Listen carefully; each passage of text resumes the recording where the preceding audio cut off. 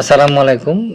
NGO সরকার বলি আর doctor Yunus সরকার বলি বা সমন্বয়কদের সরকার বলি বা জামাত সরকার বলি, যেটাই বলি না কেন, এই সরকারের একজন উপদেষ্টার নাম হচ্ছে শামীম মোরশেদ।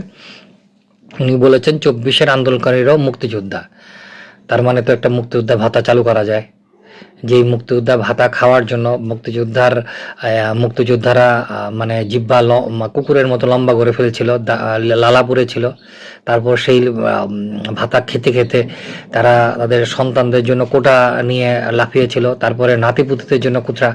অর্থাৎ এখন জুলাই যোদ্ধারা ওরা যদি মুক্তিযোদ্ধা হিসেবে স্বীকৃতি পায়, ২০,০০০ টাকা, ভাই কোনো কাম কাজ ছাড়া ২০,০০০ টাকা অথবা ৩০,০০০ টাকা বোধহয় করেছে, আমি জানি না। তারপর যেখানে সেখানে যে আমি মুক্তিযোদ্ধা, মুক্তিযোদ্ধা তখন বলে না, এখন বলে জুলাই যোদ্ধা। তারপরে হচ্ছে যে কি জানি বলে, সমন্বয়ক, অমুক তমুক। সমন্বয়করা তো অবশ্যই এই এই এই ভাতাটা পাবে, কারণ তারা তো সেক্টর কমান্ডার। তো এই শামীম মোরশেদকে আসলে জুতা মারবেন কখন? সময় অবশ্যই আসবে জুতা মারার। কারণ এই গত ১.৫ বছরে বাংলাদেশকে ধ্বংস করার পর এখনও যখন তাদের এইসব আউল ফাউল বাটপাড়ি কথাবার্তা বলে যাচ্ছে, তখন তাদেরকে জুতা মারার যখন সুযোগ আসবে, ১ সেকেন্ডও দেরি করবেন না, পায়ের জুতাটা খুলে সাথে সাথে মেরে দেবেন।